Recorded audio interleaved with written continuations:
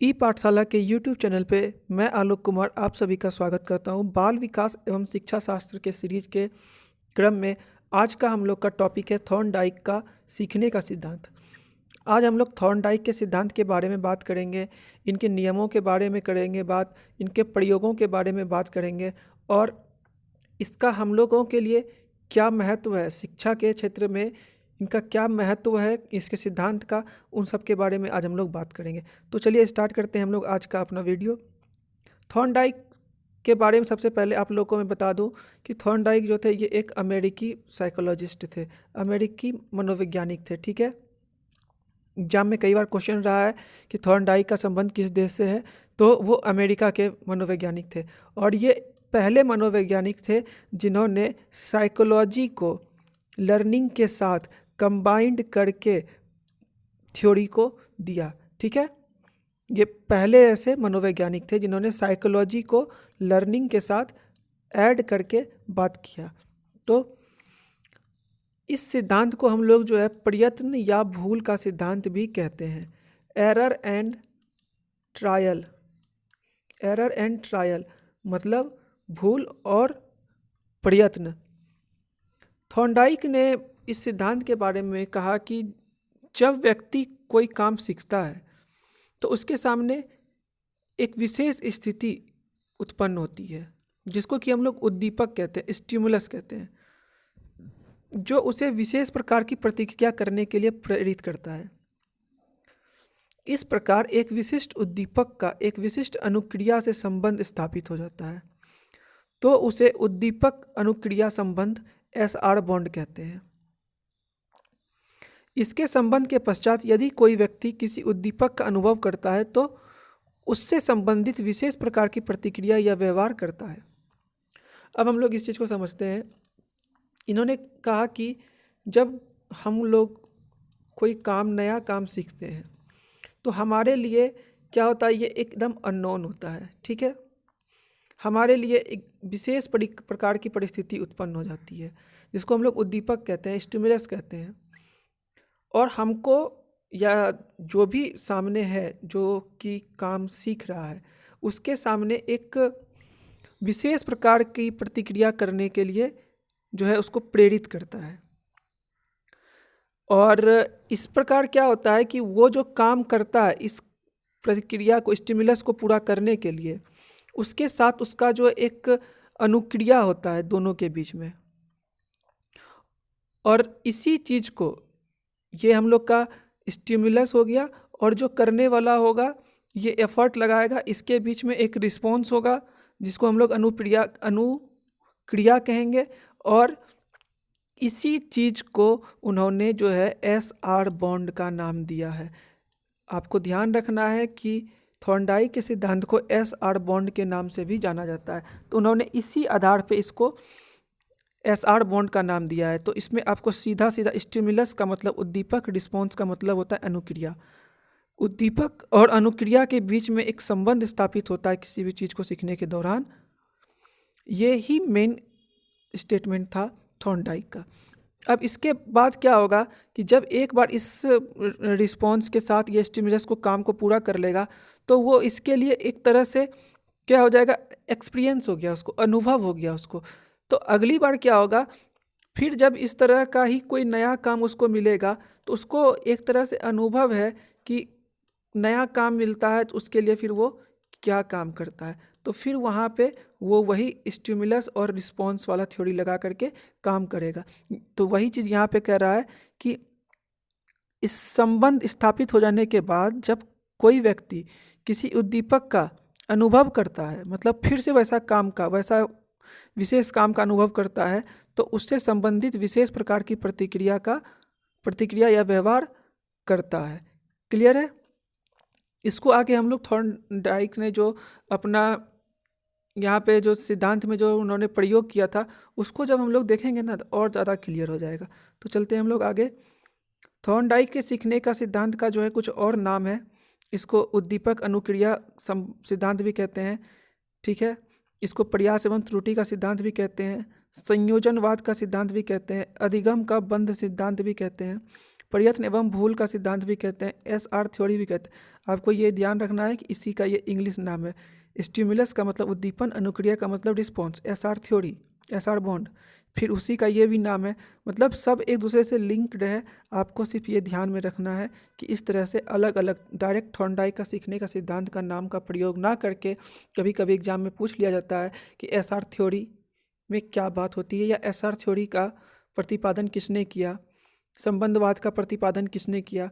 तो ठीक है, आपको ये नाम भी याद रखने हैं। उद्दीपन अनुक्रिया सिद्धांत, ये तो याद रह जाएगा। अब SR थ्योरी याद रह जाएगा, स्टिमुलस रिस्पॉन्स थ्योरी याद हो जाएगा, प्रयास एवं त्रुटि का सिद्धांत याद रह जाएगा। ये सब आपको याद रह जाएगा, 2-4 बार इसको सिर्फ रिकॉल करने की ज़रूरत है। ठीक है, अब हम लोग यहाँ पे देखते हैं कि उन्होंने क्या प्रयोग किया। आप यहाँ पे देख रहे हैं एक केज, एक पिंजरे के अंदर एक बिल्ली बंद है। तो थॉर्नडाइक ने अपने इस सिद्धांत का जो प्रयोग किया था एक बिल्ली के ऊपर किया था। अब बोलेंगे बिल्ली के ऊपर क्यों, इंसान के ऊपर क्यों नहीं? कोई भी जब नई थ्योरी लाई जाती है तो उसको सबसे पहले जानवरों के ऊपर ही ट्रायल किया जाता है, इंसानों के ऊपर ना के बराबर ही ट्रायल किया जाता है। तो उन्होंने इस चीज़ को सबसे पहले एक बिल्ली के ऊपर ट्राई किया था। तो आपको ये ध्यान रखना पड़ेगा कि थॉर्नडाइक ने अपने सिद्धांत का जो प्रयोग था वो बिल्ली के ऊपर किया था।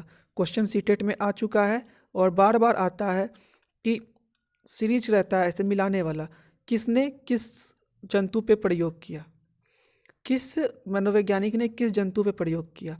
तो आपको यहाँ पे ये ध्यान रखना है कि थॉर्नडाइक ने जो है बिल्ली के ऊपर अपना प्रयोग किया था। इन्होंने यहाँ पे बेसिकली किया क्या था कि यहाँ पर जो है कुछ फीस रख दिया था। ठीक है, यहाँ पे कुछ उन्होंने फीस रख दिया था पिंजरे के बाहर, और बिल्ली को जो है उन्होंने एक पिंजरे के अंदर बंद कर दिया था। तो यहाँ पर जो हम लोग का ये फीस हुआ, ये स्टिमुलस का काम किया, ठीक है, उद्दीपक का काम किया। और जब बिल्ली, ऑटोमेटिक सी बात है, जब आप पिंजरे के अंदर बिल्ली को बंद रखोगे, पिंजरे के बाहर उसके खाने का सामान होगा, तो उसको किस तरीके से उस मछली को वो खाए, इसके लिए उसको प्रवोक करेगा, खुद अंदर से उसके अंदर जो एक उत्प्रेरक की भावना आएगी। ठीक है, तो ये बिल्ली क्या करेगा, बार बार कोशिश करेगा किसी तरीके से कि हम इस मछली तक पहुंच जाएं। वो पिंजरे को नोचना चाहेगा, धक्का मारना चाहेगा, या फिर इधर उधर हाथ पैर मारेगा। तो थॉर्नडाइक ने इसमें क्या किया था कि पिंजरे के गेट में एक थ्रेड बांध के, एक धागा बांध के, इस तरह से व्हील और लीवर के माध्यम से नीचे एक लीवर यहाँ पे छोड़ दिया था इसके अंदर, ताकि इस पे जब वो पैर मारे तो ये दरवाज़ा का जो ये लॉक है यहाँ पे लगा हुआ, ये ऊपर खिंच जाए और ये दरवाज़ा खुल जाए। तो उन्होंने प्रयोग में बेसिकली किया क्या कि बिल्ली को पता नहीं है क्या करना है, अननोन वर्क है इसके लिए, तो वो इधर उधर हाथ पैर मारेगा, करेगा, बार बार वो प्रयास करेगा। और जब उसके बार बार रैंडमली प्रयास करने के दौरान जब वो इस लीवर पे पैर मारेगा तो ये लीवर नीचे दबेगा और ये थ्रेड खींचने के कारण ये दरवाज़ा खुल जाएगा और बिल्ली निकल करके इस मछली को खा लेगा। इसमें ध्यान ये हम लोग को रखना है कि थॉर्नडाइक को ये नहीं पता था कि ये उसको उस चीज़ को कर ही लेगा, या लीवर को मैंने छोड़ा है तो वो दबा ही लेगा, लेकिन उन्होंने इसको प्रयोग किया। और फिर जब एक बार ये बिल्ली निकल के इस चीज़ को कर ली, ये काम अपना पूरा कर ली, खा ली, फिर उसको बंद किया, अगले बार फिर उस इसी तरह रखा। तो इस तरह उन्होंने क्या देखा कि पहली बार जो है इस पिंजरे से बाहर आने में उसको अगर 30 मिनट का समय लगा, तो अगली बार उसको इससे कम समय लगा, फिर कम समय लगा, कम समय लगा। क्यों?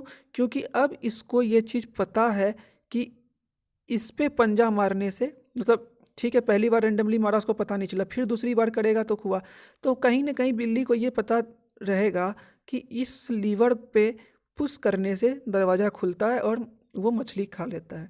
तो धीरे धीरे बार बार वो इस चीज़ को प्रयोग करने के बाद अगर 20 बार, 25 बार, 50 बार उन्होंने प्रयोग किया 50 दिन तक, तो लास्ट टाइम तक ये होगा कि जो समय यहाँ पे उसको 30 मिनट लगता था, अब वो यहाँ पे उसको 5 मिनट, 2 मिनट, 1 मिनट तक लगना शुरू हो जाएगा। ठीक है, तो इसी चीज़ को उन्होंने संबंधवाद का सिद्धांत भी कहा, और इसी को उन्होंने, अब यहाँ पे ही आप लोग को देखना है कि इसको भूल एवं प्रयास का सिद्धांत या त्रुटि एवं प्रयोग का सिद्धांत, hit and trial method, error and trial method क्यों कहा? क्योंकि बिल्ली बार बार इसमें इधर उधर प्रयास कर रही है, तो उससे वो उस चीज़ को, गेट को खोलने में सक्षम नहीं हो पा रही है, तो वो उसका जो क्या हो रहा है, त्रुटिपूर्ण हो रहा है। लेकिन प्रयास तो वो बार बार कर रही है, लेकिन उसे कहीं ना कहीं कोई गलती हो रही है, उसको दबाना ये है और बाकी वो अलग प्रयास कर रही है। तो इसी कारण से उन्होंने क्या इस सिद्धांत को नाम दिया कि त्रुटि एवं प्रयोग, गलतियां होंगी फिर प्रयोग करोगे, फिर गलतियां होगी फिर प्रयोग करोगे, और लास्ट में तुम अपने मछली तक पहुंच जाओगे। क्लियर है? तो आप लोग ये जो एग्जाम्पल है, ये थॉर्नडाइक का बिल्ली के ऊपर जो है प्रयोग किया हुआ था, इस बात को भी ध्यान रखना है। अब थॉर्नडाइक के सीखने का सिद्धांत जो है, इसका मूल्यांकन करते हैं। थॉर्नडाइक ने अपने प्रयोग के माध्यम से यह बताया है कि साहचर्य, साहचर्य का मतलब होता है एसोसिएट, एसोसिएट होना किसी चीज़ के साथ, साहचर्य ही सीखने का आधार है।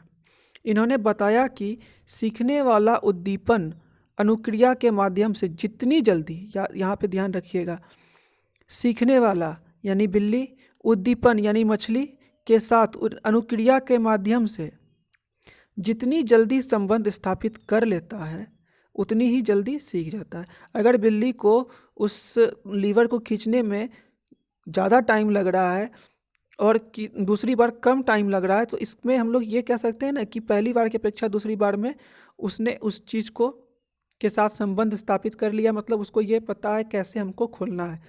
तो जितनी जल्दी आप अपने उद्दीपन अनुक्रिया के साथ संबंध स्थापित कर लोगे, आप उतनी ही जल्दी चीज़ों को सीख जाओगे। इन्होंने अधिगम के महत्वपूर्ण नियम भी दिए हैं, जिसको हम लोग आगे के स्लाइड में देखेंगे। इनके द्वारा प्रतिपादित प्रयास एवं त्रुटि का सिद्धांत, ट्रायल एंड एरर, जो उद्दीपन अनुक्रिया सिद्धांत, स्टिमुलस रिस्पॉन्स के सिद्धांत पर आधारित है, और इसी को हम लोग सहचारीवादी सिद्धांत, एसोसिएटिव थ्योरी या संघवाद की थ्योरी भी कहते हैं, संबंधवाद की थ्योरी कहते हैं, सॉरी एक बार देख लेते हैं, हाँ संबंधवाद की थ्योरी कहते हैं। अब इस थॉर्नडाइक के सिद्धांत के कुछ महत्वपूर्ण तथ्य को देख लेते हैं, जो कि इनके प्रयोगों से जो निष्कर्ष निकलता है। प्रारंभ में अनेक लक्ष्यहीन क्रियाओं का करना, प्रारंभ में कोई भी जो चीज़ हमको पता नहीं है, तो हम अनेक बार जो होता है क्या करते हैं, लक्ष्यहीन क्रियाओं को करने का प्रयास करते हैं। बट जब कोई प्रेरणा हमें मिल जाती है, तो हमारे प्रयत्नों में तेजी आ जाती है। पिंजरे के अंदर बंद था बिल्ली, तब तक उसको कोई मतलब नहीं था, वो लक्ष्यहीन था, उसको बाहर निकलना या नहीं निकलना, इन सब टाइप की चीज़ों से कोई मतलब नहीं था। बट जैसे यहाँ पे फिश रख दिया गया, तो उसको एक प्रेरणा मिली कि हमको इसमें से बाहर निकलना है और इसको खाना है। तो उसको जब कोई प्रेरणा मिलती है, तो उनके प्रयत्नों में तेजी आ जाती है। ठीक है। आकस्मिक सफलता प्राप्त करना, हाँ हो सकता है कि आपको उसका मेथड नहीं पता है, कुछ नहीं पता है, लेकिन बाय चांस आप मछली खाने में सफल हो गए, लेकिन इसका मतलब नहीं है कि आप सीख गए हैं। ठीक है। उसके बाद फिर अभ्यास करते हैं, फिर अभ्यास का प्रभाव होता है उस पर, बार बार अभ्यास करने, बार बार किसी काम को करने की क्रिया को ही अभ्यास कहते हैं। बार बार जब वो इस चीज़ को करना शुरू कर देगा, तो उसके ऊपर प्रभाव पड़ेगा कि अगली बार वो एक बार में लीवर पुल करेगा और जो है आकर के मछली खा लेगा। ठीक है। संवेदना और प्रतिचार का संबंध, प्रतिचार में संबंध का ज्ञान होता है उसके ऊपर, जो उसकी इमोशंस होती है उसका, और प्रतिचार में जो है संबंध जो होता है उसका ज्ञान हो जाता है इसको। मतलब इसका ये है कि भूख लगा, मछली बाहर रखा है, देखे कैसे रिस्पॉन्स करना है, कैसे खुलना है और कैसे खाना है, इस सब में क्या संबंध है, इन सब टाइप की चीज़ों का जो ज्ञान उसको हो जाता है। उसके बाद सही प्रतिचारों का चुनाव करना, अगली बार जो है जब उसको सब ज्ञान हो जाएगा, तो वो बार बार इधर उधर हाथ पैर नहीं मारेगा, डायरेक्ट उस लीवर पे हाथ मारेगा, गेट खुलेगा और जा करके मछली खाएगा। और उसके बाद क्या करेगा, पहले के अपेक्षा जितना वो गलत प्रतिचार किया था, मतलब ट्रायल, उन सारे चीज़ों को वो भूल जाएगा और जिससे गेट खुलता है सिर्फ उसी चीज़ को याद रखेगा। क्लियर है? अब इसी चीज़ को आप 1 2 3 4 5 6 7 पॉइंट को आप अपने क्लासरूम के बच्चों के ऊपर इम्प्लीमेंट करने का प्रयास करें।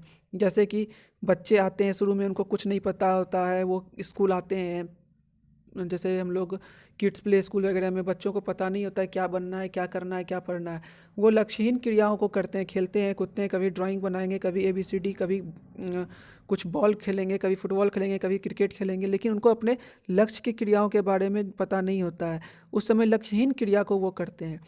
लेकिन उसके बाद फिर जब उनको कुछ किसी तरह की प्रेरणा कैसे आएगी, ये शिक्षक का काम होगा। प्रेरणा उसको मिलती है तो उनके प्रयत्नों में फिर तेज़ी आने लगती है। फिर उसके बाद कुछ आकस्मिक सफलता उनको मिलती है, लेकिन एक शिक्षक को फिर वहाँ पे उनका रोल आता है कि कैसे उस आकस्मिक सफलता को उसका परमानेंट सफलता बनाने के लिए उससे बार बार अभ्यास करवाएं। और जब बार बार अभ्यास करवाएंगे शिक्षक, तो अभ्यास का प्रभाव पड़ेगा उसके अंदर। संवेदना और प्रतिचार के संबंध क्या होता है कि अगर हम कोई काम करेंगे तो उससे क्या रिजल्ट होगा, ये संवेदना और प्रतिचार में क्या संबंध है, इसका ज्ञान आना शुरू होगा बच्चों में। उसके बाद फिर अगली बार से वो जो सही प्रतिचार होगा, सही रिस्पॉन्स होगा, उसी को सेलेक्ट करेगा, और बाकी जो गलत रिस्पॉन्स थे, जो प्रतिचार गलत थे, उनको वो भूलने का प्रयास करेगा और धीरे धीरे भूल जाएगा, और सिर्फ जिस प्रोसेस से वो काम सफल होगा उसी को वो याद रखेगा। ठीक है। अब ईएल थॉर्नडाइक ने जो है सीखने के कुछ नियम बताए हैं, जिनको कि वो उन्होंने जो प्रयोग किया था उसके अध्ययन प्रयोग में से जो उन्होंने किया उससे अध्ययन और अध्यापन की प्रक्रिया, जो हमने बताया कि कैसे बच्चों पे इम्प्लीमेंट करेंगे, को और अधिक प्रभावशाली बनाया जा सके, इसके लिए उन्होंने कुछ नियम दिए हैं, जिसमें से 3 उन्होंने मुख्य नियम दिए हैं जिसको कि प्राइमरी लॉज ऑफ लर्निंग कहते हैं, और 5 गौण नियम दिए हैं। ठीक है। तो हम लोग यहाँ पे देखते हैं कि इनका जो है पहला सेक्शन जो है सीखने के मुख्य नियम, प्राइमरी लॉज ऑफ लर्निंग क्या क्या है। तो ये 3 है यहाँ पे। तत्परता का नियम, जिसको कि हम लोग लॉ ऑफ रेडीनेस कहते हैं। उसके बाद दूसरा है हम लोग का अभ्यास का नियम, जिसको लॉ ऑफ एक्सरसाइज कहते हैं। तीसरा है हमारा परिणाम का नियम, जिसको लॉ ऑफ इफेक्ट कहते हैं, या फिर प्रभाव का नियम, जिसको कि हम लोग लॉ ऑफ इफेक्ट कहेंगे। और उससे फिर उसको हम लोग एक और नाम दिए संतोष का नियम, जिसको लॉ ऑफ सेटिस्फेक्शन कहेंगे, जिससे बच्चे को सेटिस्फेक्शन मिले। तो अब हम लोग यहाँ पे एक एक को डिस्कस करेंगे। सबसे पहले हम लोग लॉ ऑफ रेडीनेस की बात करेंगे। जब हम लोग किसी चीज़ को सीखते हैं, सीखने के लिए प्रयासरत होते हैं, तो उसके अंदर सबसे इम्पोर्टेंट चीज़ क्या होता है, जिसको सीखना है, यानी बच्चे को जो सीखना है वो सीखने के लिए तैयार है या नहीं। क्योंकि रेडीनेस मतलब रेडी होना, तत्पर होना किसी चीज़ को करने के लिए, वो उस काम के लिए तैयार या तत्पर है या नहीं। अगर वो तत्पर होगा तो उसे शीघ्र सीख लेगा। अगर तत्पर अच्छे से नहीं है, अच्छे से वो रेडी नहीं है, तो उसको सीखने में टाइम लगेगा। ठीक है। किसी समस्या को हल करने के लिए प्रयत्नशील होना ही तत्परता कहलाता है। आप किसी काम को, किसी प्रॉब्लम को सॉल्व करने के लिए प्रयास कर रहे हैं, एफर्ट लगा रहे हैं बार बार, तो ही आपको कहा जा सकता है कि आप रेडी हैं उस काम को करने के लिए। क्लियर है। अगर कोई बच्चा गणित का प्रश्न सॉल्व करने का मन रखता है या कोशिश करता है, तो वो गणित, अगर उसको गणित में इंटरेस्ट है तो वो गणित के प्रश्नों को जल्दी सॉल्व कर लेगा। बट अगर उसे संस्कृत समझ में नहीं आ रहा है, संस्कृत के प्रश्नों को सॉल्व करने में उसको मुश्किल होगी, क्योंकि गणित में उसको मज़ा आ रहा है, वो उसको अच्छा लगता है, तो यहाँ उसके लिए वो रेडी है। तो ये चीज़ यहाँ पे पहला नियम कहता है कि लॉ ऑफ रेडीनेस, जिस काम के लिए आप प्रयत्नशील होंगे उस काम को आप ज़्यादा अच्छे से सीख लेंगे। तो इसमें आपको ध्यान ये रखना है एक शिक्षक के रूप में कि कैसे हम अपने बच्चों के अंदर लॉ ऑफ रेडीनेस का इम्प्लीमेंट करें, कैसे उनको हम किसी लेसन को सिखाने के लिए रेडी करें, तत्पर करें, प्रयत्नशील करें। क्लियर है। अब दूसरा हम लोग का जो रूल कहता है लॉ ऑफ एक्सरसाइज, अभ्यास का नियम। मतलब इसमें आप एक चीज़ स्टेटमेंट कोटेशन बहुत बचपन से सुनते आ रहे होंगे, practice makes a man perfect. मतलब किसी चीज़ को बार बार प्रयास करने से ही आप उसके एक्सपर्ट बनते हैं, आप उसमें कुशल बनते हैं। तो फिर आप उसके अंदर रेडीनेस तैयार कीजिए, उसको रेडी कीजिए, उसके अंदर तत्परता लाइए, उसके बाद बार बार उस पर जो है अभ्यास के नियम का प्रयोग कीजिए, उसको अभ्यास करवाइए। ठीक है। अगर हम किसी काम को करने का अभ्यास करते हैं तो उसको हम सरलतापूर्वक सीख लेते हैं। अगर हम उसको अभ्यास ही नहीं करेंगे तो वो हमको सीखने में कठिनाई होगी। ठीक है। हम लोग जानते हैं ना कि जैसे बचपन में साइकिल चलाते देखते थे, साइकिल चलाना सीखना या मोटरसाइकिल या कोई भी चीज़ नया चीज़ सीखना, हम लोग उस पे चढ़ना सीखते हैं पहले, उतरना सीखते हैं पहले, फिर कैसे उसको बैलेंस करना होता है, मतलब बार बार उस चीज़ को अभ्यास करते हैं, गिरते हैं फिर उठते हैं फिर सीखते हैं। तो यही कहता है लॉ ऑफ एक्सरसाइज। क्लियर है। थर्ड हम लोग का है लॉ ऑफ इफेक्ट। जब हम लोग किसी चीज़ को बहुत ज़्यादा एक्सरसाइज कर लेंगे, बहुत ज़्यादा अभ्यास कर लेंगे, तो उसका कुछ प्रभाव पड़ेगा, उसके कुछ परिणाम निकलेंगे, ठीक है, जिससे कि हम लोग उस काम को करने में, सीखने में सफल होंगे। क्या परिणाम पड़ेगा, क्या प्रभाव पड़ेगा कि जैसे हम लोग यहाँ अभ्यास किए, बार बार अभ्यास किए, तो कुछ बार हम लोग जो है यहाँ पे क्या होगा, फेल होंगे करने में, कुछ बार सफल होंगे। कभी कभी मान लीजिए हम 10 बार किए तो हम 5 बार फेल, 5 बार सफल हुए। तो इसमें हम लोग या हम 3 बार ही सक्सेस हुए, 8 बार हम यहाँ पे फेल ही हो गए, तो हम यहाँ पे क्या करेंगे, जो गलतियाँ हमने इस 8 बार में की थी उसको हम लोग दोहराने का प्रयास नहीं करेंगे। जो जिस काम को करके हम इस 3 बार सफल हुए, उसी काम को हम लोग करने का प्रयास करेंगे। तो ये परिणाम निकला अभ्यास करने का, उसका प्रभाव पड़ा सीखने के ऊपर।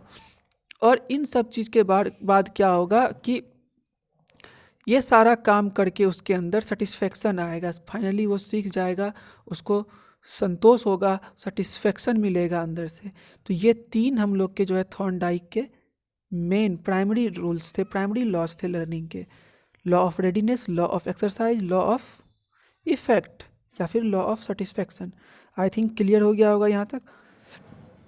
अब हम लोग चलते हैं कुछ गौण नियम जो थे 5 सेकेंडरी लॉज। ये गौण नियम इसको क्यों कहते हैं, क्योंकि ये जो प्राइमरी नियम थे, मेन जो नियम थे, मुख्य नियम, उससे इसका महत्व कम है, इस कारण से इसको सेकेंडरी या गौण नियम कहते हैं। क्या क्या है गौण नियम, उस पर हम लोग बात करते हैं। मनोवृत्ति का नियम, लॉ ऑफ डिस्पोजिशन। बहु अनुक्रिया का नियम, लॉ ऑफ मल्टीपल रिस्पॉन्स। आंशिक क्रिया का नियम, लॉ ऑफ पार्शियल एक्टिविटी। और अनुरूपता का नियम, जिसको लॉ ऑफ एनालॉजी कहते हैं।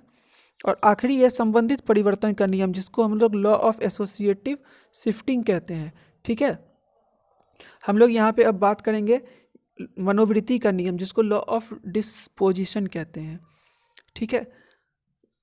तो अब इसको हम लोग समझ सकते हैं कि जैसे किसी काम को करने के लिए जो हमारी मनोवृत्ति होती है, जैसे हम किसी काम को सीखने के लिए जो उत्सुक रहते हैं, उत्सुकता हमारे अंदर किसी चीज़ को सीखने की जो होती है, जितनी ज़्यादा होगी उतनी जल्दी हम लोग उस चीज़ को सीखेंगे। जितनी उत्सुकता कम होगी उतनी लेट से सीखेंगे हम लोग। उत्सुकता ज़्यादा होगी ज़्यादा अच्छे से सीखेंगे, उत्सुकता कम होगी कम अच्छे से सीखेंगे।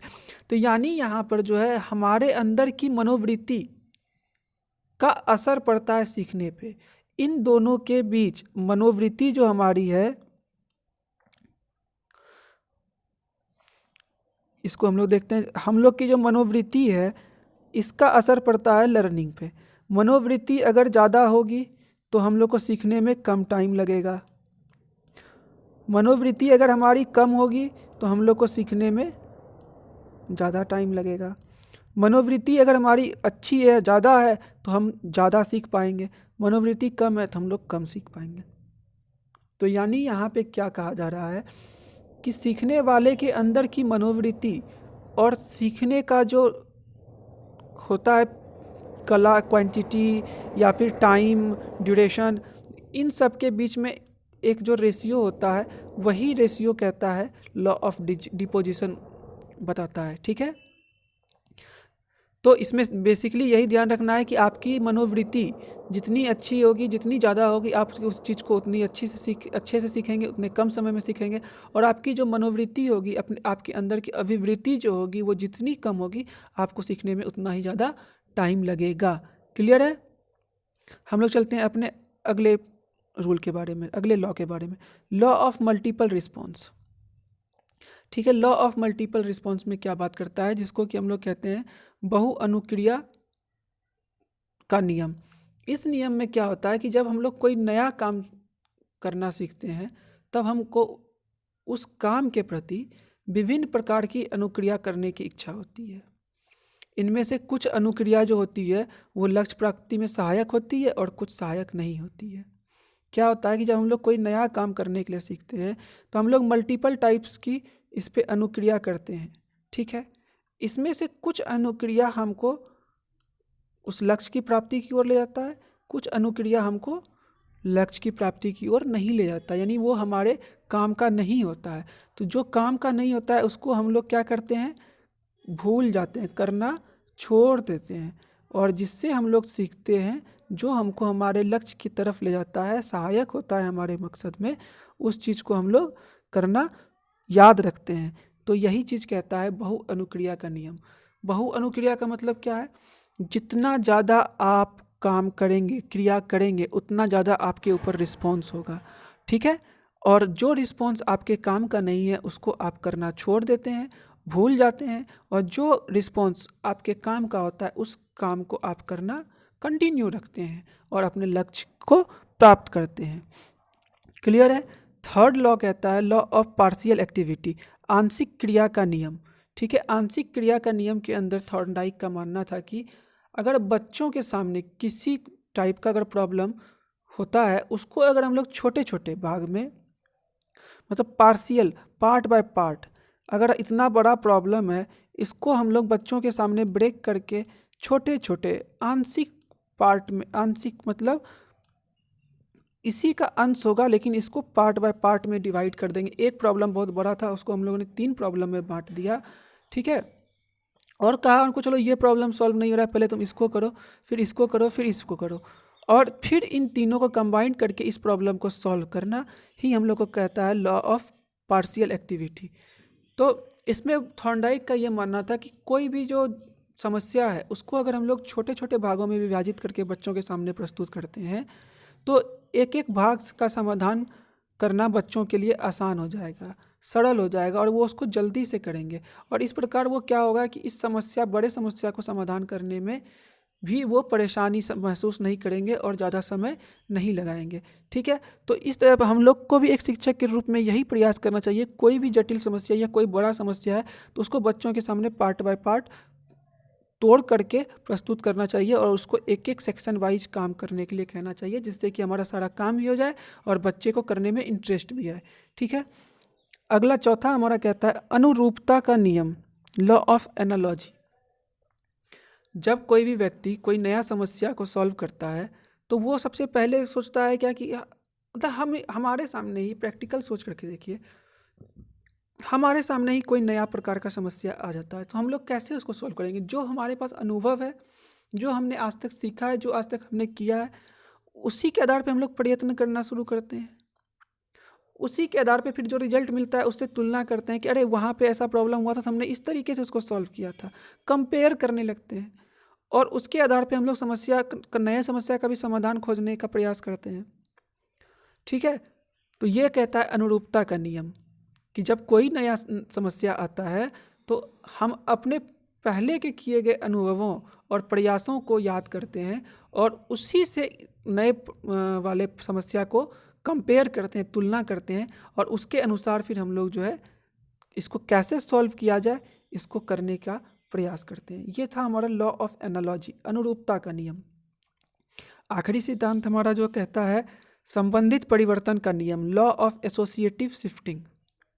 लॉ ऑफ एसोसिएटिव शिफ्टिंग में हम लोग क्या बात करते हैं कि एसोसिएट का मतलब क्या होता है कि सहचरी, जिसको हिंदी में सहचरी कहते हैं, संबंधित कहते हैं, एक दूसरे के बीच में संबंध, एसोसिएट होना, ठीक है। वर्ड इंग्लिश में आता है एसोसिएशन। एसोसिएशन क्या होता है, बहुत सारे लोगों का समूह होता है जिसका कि हर एक दूसरे से संबंध होता है, एसोसिएट होकर के काम करता है, एक दूसरे का हेल्प करके काम करता है। उसी तरीके से यहाँ पे संबंधित परिवर्तन का नियम, लॉ ऑफ एसोसिएटिव शिफ्टिंग। जब कोई अनुक्रिया जिसका कि हम लोगों के अंदर करने का क्षमता होती है, किसी काम को करने की जब व्यक्ति में क्षमता होती है उसे एक नए उद्दीपन के द्वारा भी उत्पन्न की जा सकती है, ठीक है। इसमें क्रिया का स्वरूप वही रहता है पर परिस्थिति में परिवर्तन हो जाता है।